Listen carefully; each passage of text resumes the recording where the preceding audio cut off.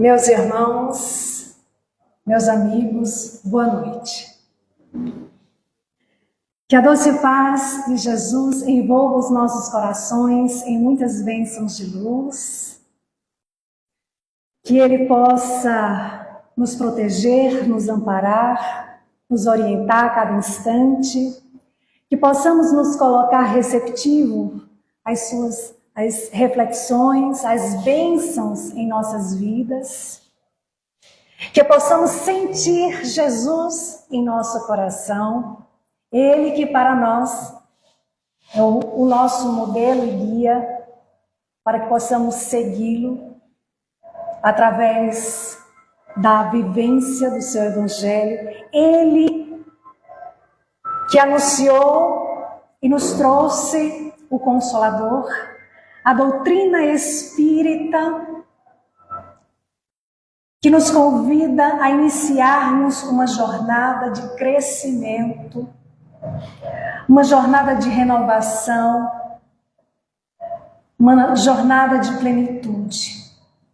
Aqui estamos para mais um trabalho nesta casa de oração, de acolhimento, rogando ao mentor desta casa, Dr. Bezerra de Menezes, a equipe espiritual que se faz presente, que nos inspire, que envolva a cada um de nós em suas bênçãos de luz e que essas bênçãos alcancem outros corações que aqui não puderam estar.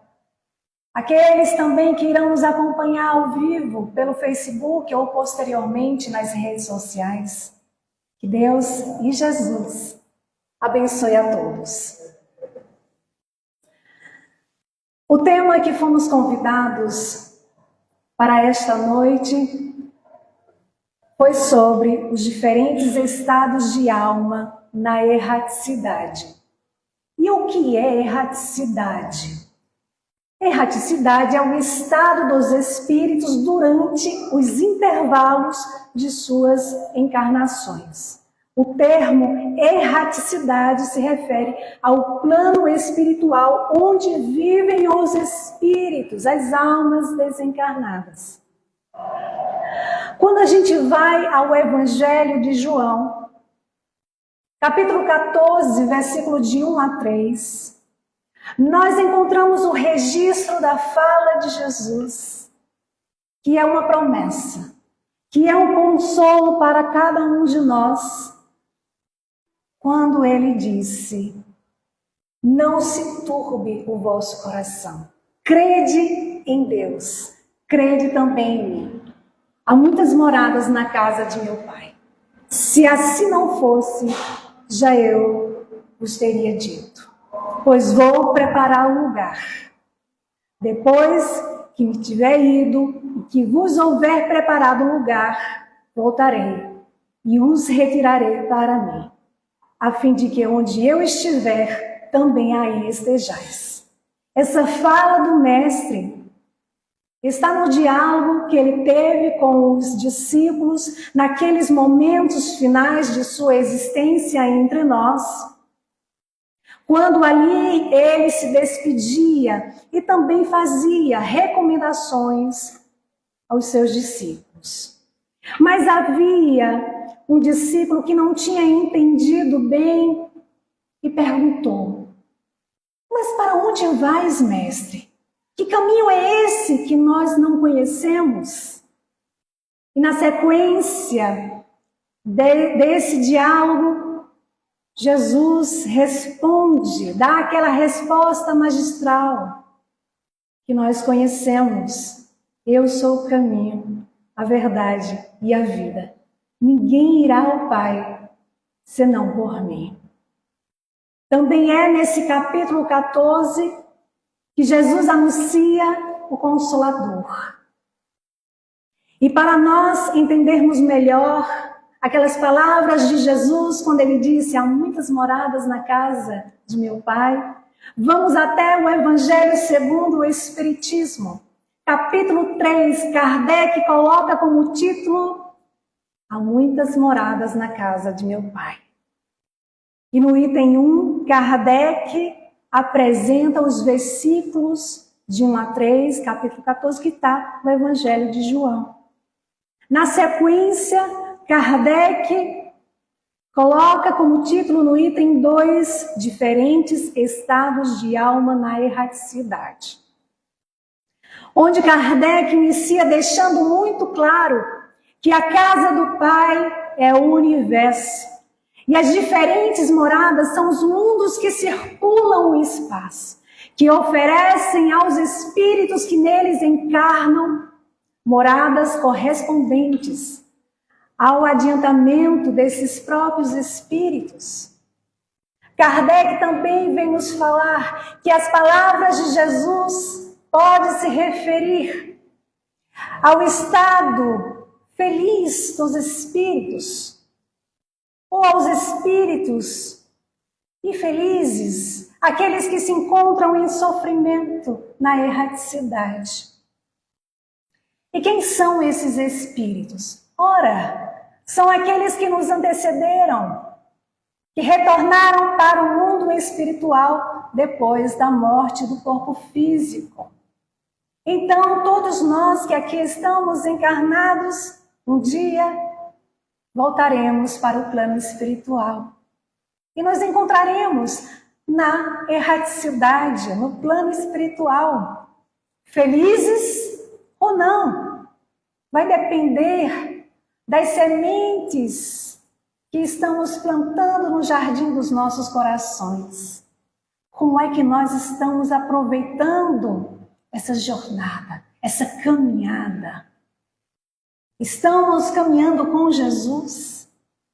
Estamos servindo a Deus ou estamos servindo a Mamon? Reflitamos. Kardec nos esclarece. Sim, há muitas moradas, embora não circunscritas e nem localizadas. E é interessante porque, por vezes, escutamos de alguns espíritas falar sobre a colônia espiritual, nosso lar, como sendo o céu, e o umbral como sendo o inferno, mesmo sabendo que o céu e o inferno não existem. Mas eu, quando desencarnar, eu quero ir para o nosso lar. Mas de jeito nenhum, Aurélio, não quero ir para o umbral. Só que outro dia nós estávamos assistindo uma palestra com Haroldo Dutra Dias. E ele, de uma forma muito bem-humorada, dizia que lá o umbral está sendo o melhor lugar para ir. Acredita nisso? Ele disse que o nosso lar está cheio, enquanto o umbral está vazio, porque aqueles que habitavam lá no umbral estão todos encarnados. Então, para a gente não temer, vamos para o umbral. Então, Haroldo, de uma maneira muito bem-humorada, nos convida à reflexão. E é claro, minha gente, que o céu e o inferno são estados de consciência. Aliás, a gente nem precisa estar desencarnado para nos sentir no céu. Há aqueles momentos de paz, que a gente se sente tão bem. Há também aqueles momentos que a gente se sente muito mal. Quem já ouviu alguém dizer assim, nossa, se eu te contar você não vai acreditar. A minha vida virou de cabeça para baixo, tanta coisa aconteceu esse ano, eu estou vivendo um verdadeiro inferno. Quantas vezes nós já ouvimos alguém falar algo parecido? Então são estados de consciência. E por isso a doutrina espírita nos convida a estudar, para a gente sair do estado de ignorância, para a gente ampliar o nosso entendimento, adquirindo conhecimentos. Então nós podemos entender a morada com várias nuances, e não só o estado do espírito que está encarnado, vivendo em um determinado mundo. Aliás, existem obras que não são espíritas e que começaram a se referir, lá no finalzinho do século XIX, sobre a existência das cidades espirituais. E quem lembra de Arthur Conan Doyle, ele que criou aquele personagem, os mais, digamos assim, aqueles que têm um pouquinho mais de idade, né? Não vamos pegar pesado. Criador daquele detetive Sherlock Holmes. Quem lembra? Então ele, no seu livro História do Espiritismo, ele aponta Emanuel Swedenborg, o autor de importantes trabalhos sobre marés no campo da zoologia, da anatomia, das finanças públicas e política, um grande estudioso e conhecedor da Bíblia. Emanuel Swedenborg nasceu em Estocolmo, na Suécia, e desencarnou em Londres no ano de 1772. Ele tinha a faculdade de vidência e ele via com muita frequência cenas do mundo espiritual. Via pessoas desencarnadas que conhecera em vida. Inclusive, Swedenborg foi um dos primeiros médiums a descrever o ectoplasma como um vapor aquoso caindo ao chão sobre o tapete. Mas enfim, Swedenborg, ele verificou também que o mundo espiritual se consiste de esferas e que cada um de nós, depois da morte do corpo físico, iremos para aquele lugar que melhor se adapte à nossa condição espiritual. Então essas informações, vejam só, elas chegaram bem antes das informações trazidas pela mediunidade de Chico Xavier. Ele descrevia cidades, casas, onde residiam famílias, templos, teatros, auditórios, onde os espíritos se reuniram. Então, algumas de suas obras, inclusive na área mediúnica, foram a Nova Jerusalém, Arcana Celeste, Sabedoria Angélica, Apocalipse, entre outros. E ele nos lembra o seguinte: no mundo espiritual, de modo nenhum mudamos com a morte. Então, não tem aquele que morreu para o mundo físico, virou santo, virou homem de bem. Mas tem um lugar, nosso mundo físico tem um lugar, que eu vou dizer para vocês. Nesse lugar, na maioria das vezes, as pessoas, depois de terem morrido para o mundo físico, se tornam pessoas do bem. Sabe qual é? O velório. Quando a gente vai ao velório, geralmente aquela pessoa que morreu tornou uma pessoa de bem. Nossa, eu gostava tanto de fulano, às vezes nem falava com ele. Era uma pessoa boa. Fulano tinha os seus problemas, mas era uma pessoa do bem, era uma pessoa muito boa. Fazia muito bem. Lá a gente descobre as coisas que fulano fazia. Então é um lugar onde as pessoas morrem para o mundo físico e passam a ser boas. Aos olhos, aos nossos olhos, na maioria das vezes. Então ele nos lembra, no mundo espiritual, não mudamos com a morte do corpo físico. Voltamos ao mundo espiritual com os hábitos mentais adquiridos, com as preocupações, com os preconceitos. Ele vai dizer, não existe ali penas eternas. Aqueles que se achavam no inferno, Eles poderiam trabalhar para sair daquela situação se tivessem vontade. Então, nós aprendemos no Espiritismo que a morte do corpo físico não transforma ninguém. A transformação, ela acontece com o esforço que façamos para nos tornarmos pessoas melhores. Através do esforço que façamos para identificar aquilo que está dentro de nós e que precisa ser corrigido, consertado, reformado, transformado em nós. É quando prestamos atenção, passamos a analisar as nossas ações.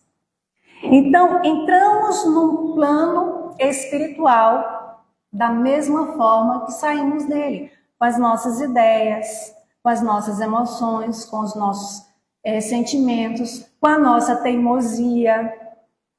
Então, Allan Kardec, ele vai apresentar no livro O Céu e o Inferno ou a Justiça Divina, segundo o Espiritismo, ele vai apresentar ali diferentes casos de alma na erraticidade. O que é que acontece? Kardec, ele analisou, ele reuniu aqueles estudos e chegou à conclusão que sim, há diferentes casos de alma na erraticidade, diferentes estados. E ali ele separou por perfil e ele classificou. E aí a gente vai trazer exemplos a partir do capítulo 7. No capítulo 7, intitulado Um Espírito Entediado. É um espírito que se aproxima do médium por espontaneidade e pede preces. Ele diz que está cansado de ficar perambulando de um canto para o outro. Isso está cansando a ele, porque ele já está nessa condição há mais ou menos 180 anos. Ele se encontra muito entediado. E aí o médium pergunta, o que fizeste na terra? Ele responde, nada de bom. E que condição, qual é a tua posição entre os espíritos? Estou entre os entediados. E o que ocasionou o tédio? Ele respondeu, a consequência da existência. Mas aí, meus irmãos, ele nos traz uma lição ao dizer assim, o tédio é o filho da falta de obras. O tédio é o filho da falta de obras. Ele diz, eu não soube aproveitar os longos anos que vivi na terra.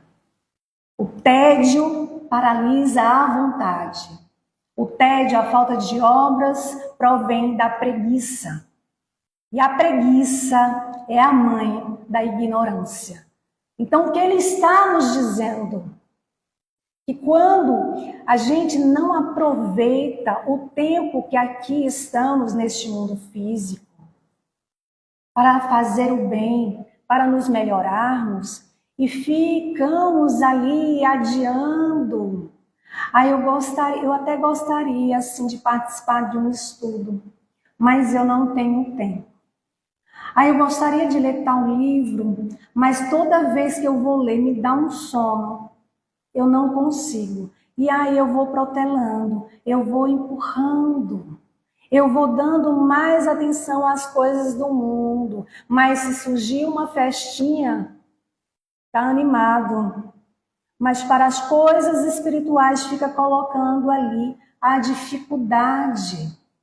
E vai deixando, não, eu vou deixar para a próxima encarnação. Vai fazendo igual aquela música, deixa a vida me levar, vida leva eu. E vai deixando se levar, vai indo. E vai interiorizando estas palavras. Resultado, desencarna, vira um espírito numa condição entediada, né? E arrependido, porque olha para trás o que fez. para o seu progresso evolutivo, né?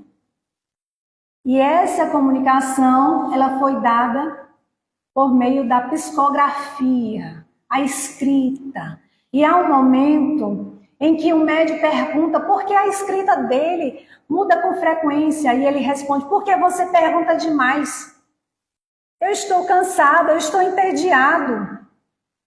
Eu preciso de ajuda. E aí o guia espiritual do médium vai dizer que esses espíritos são aqueles que buscam a reencarnação, buscam a existência apenas para descontração, para divertimento. Então, muitos daqueles que estão entre nós e que estão voltando as suas atenções aos prazeres do mundo, aquilo que pode satisfazer. Eu só tenho essa vida, vou aproveitar. Eu não sei o dia de amanhã, e não lembra muitas vezes nem de fazer uma oração. Vamos ao capítulo 6, espíritos arrependidos. São aqueles espíritos que se encontram no mundo espiritual e que estão arrependidos por terem praticado o mal, por terem cometido alguns deslizes, crimes, estão lá arrependidos. E a gente destaca o caso do padre Verger. O padre Verger, ele foi condenado à morte por ter assassinado o bispo de Paris, no dia 3 de janeiro de 1857, no ano que foi lançado o Livro dos Espíritos. E a comunicação que ele dá só ocorre 7 anos após.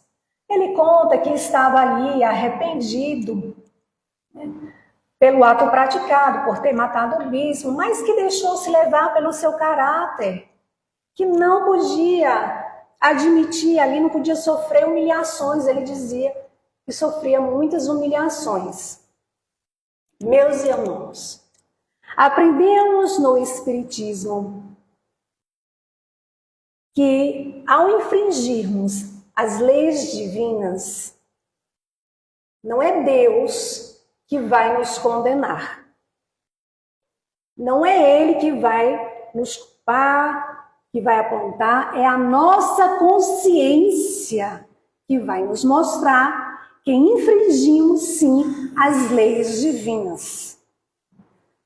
E aí a gente vai ao Evangelho segundo o Espiritismo, ali no capítulo 28, coletânea de preces espíritas, item 3. Porque Kardec, ele deixa claro que cada infração à lei de Deus é uma ofensa que fazemos ao Senhor, uma dívida que contraímos e que cedo ou tarde teremos que saldar, teremos que pagar. Há também no livro Religião dos Espíritos, Emmanuel, ele vai nos lembrar que é da lei que a conta durma com o devedor, acordando com ele no dia seguinte. Então, não adianta tomar remédio para dormir achando que o problema vai ser esquecido. Vai acordar com sono e com o problema ali do lado, que vai carregar enquanto não saudar. Então, o que ocorre?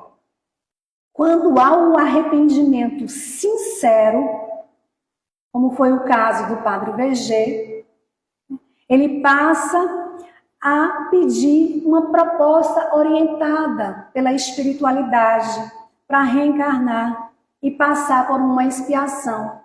Porque a expiação é um meio de pagar a dívida perante a lei de Deus.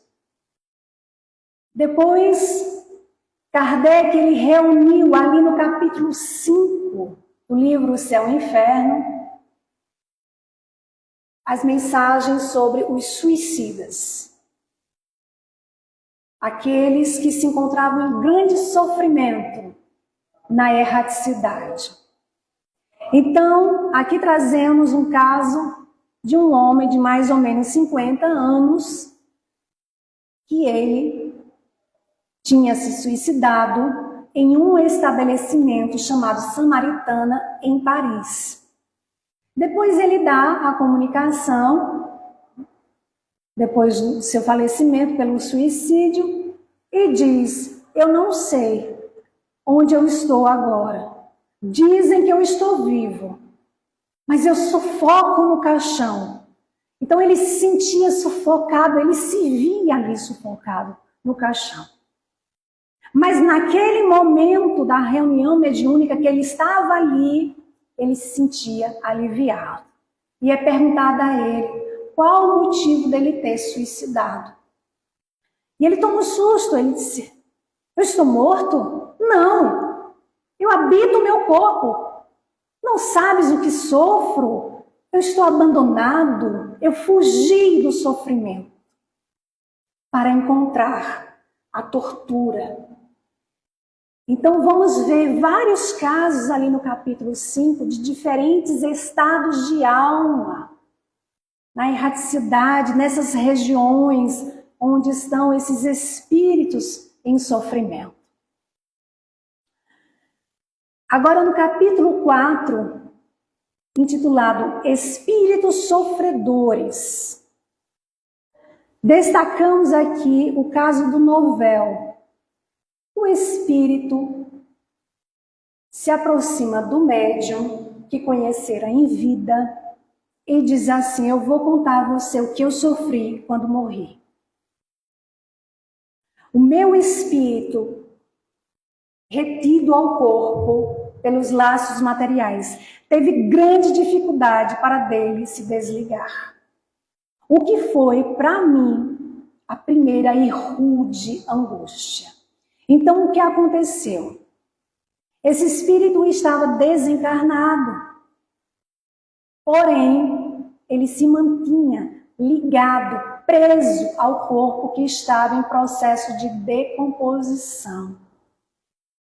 E ele dizia assim, que ele tinha morrido aos 24 anos e que a consciência do seu estado e a revelação das faltas por ele cometida em todas as existências feriu ele tão fortemente, tão de repente, que uma luz implacável clareou as suas mais profundas dobras da alma.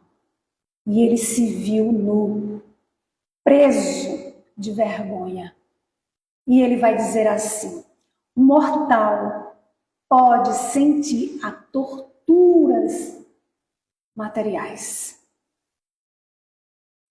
pelos arrepios da carne, mas as vossas breves dores abrandadas pela esperança jamais poderão compreender as angústias de uma alma que sofre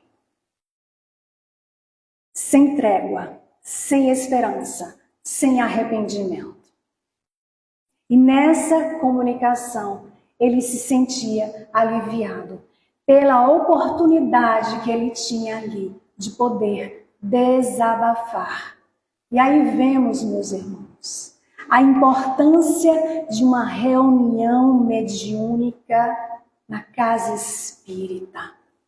De forma séria, vemos a responsabilidade dos médiuns no trabalho da reunião mediúnica, onde devemos sempre trazer conosco nós médiuns.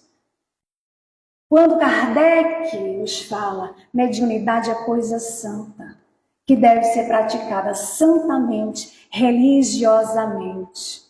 Devemos ter a consciência da responsabilidade que temos diante desses irmãos que necessitam tanto de nossa ajuda. Vamos ao capítulo 3, outro exemplo. Espíritos numa condição mediana. E aqui destacamos o caso do Joseph Bré, que foi ali evocado por sua neta. E ele já inicia nos trazendo uma lição. Quando diz assim: expio a minha falta de fé, mas a bondade de Deus é grande, que leva em conta as circunstâncias. Eu sofro por não ter empregado bem o meu tempo na terra. Então ele já tinha ali a compreensão de que ele poderia ter aproveitado bem o seu tempo da terra e não o fez. E nós, que aqui estamos encarnados, que temos a luz da doutrina espírita, que temos todos os recursos para ampliar o nosso entendimento, que já temos o conhecimento de que não somos o corpo, nós somos espíritos habitando temporariamente o corpo físico. O que nós estamos fazendo do nosso tempo? Estamos nos dedicando mais às preocupações do mundo? Ou estamos aproveitando o nosso tempo para nos melhorar? Para buscar aquilo que está dentro de nós que precisa ser corrigido? Para ser um pouquinho mais paciente dentro de casa com aquele com quem convivemos? Para sermos mais tolerantes no trabalho? Estamos fazendo a nossa parte? Estamos fazendo aquilo que gostaríamos que a nós fosse feito? Estamos desejando ao outro o mesmo que a nós desejamos? Como estamos aproveitando o nosso tempo?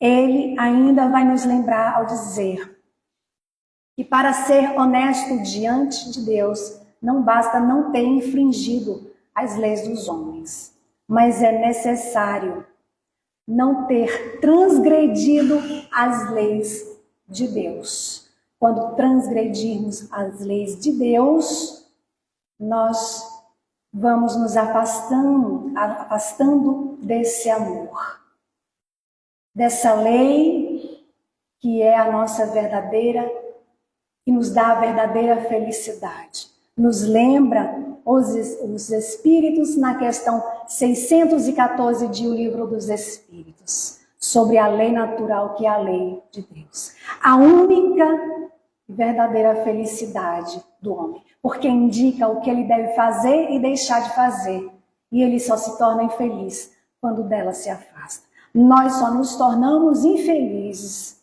quando nos afastamos das leis de Deus. Quando buscamos estar no mundo e viver no mundo. Viver para o mundo. Mas nós estamos no mundo, porém não somos do mundo. Nós estamos em experiência encarnatória. Como nós estamos aproveitando? Então, nesse caso, ele já tinha a consciência que estava desencarnado e que não tinha aproveitado bem o seu tempo. Então, esse espírito estava na sua condição de evolução mediana. E completando os diferentes estados de alma na erraticidade, Kardec apresenta no capítulo 2 os espíritos felizes. E aqui vamos destacar o caso do senhor Sanson. Quem foi o senhor Sanson? Amigo, companheiro de Allan Kardec, desde ali o início da fundação da Sociedade Parisiense de Estudos Espíritas. A sua comunicação se dá 3 anos depois. E ele, muito feliz, agradecido ali, por estar naquele diálogo com aqueles que tinham sido seus companheiros, ele vai contar que apesar de ter sofrido muito enquanto encarnado, no plano espiritual, ele estava numa condição ditosa, feliz. E por quê? Porque ele aproveitou bem o seu tempo. Ele aproveitou as suas lutas, as dores, as dificuldades, as provas, as aflições.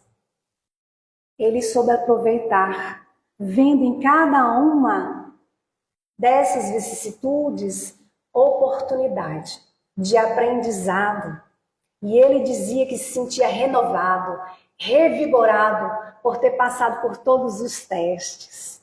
Ou seja, ele entendeu que ele estava, enquanto aqui no mundo físico, ele estava como aprendiz, ele estava numa grande escola.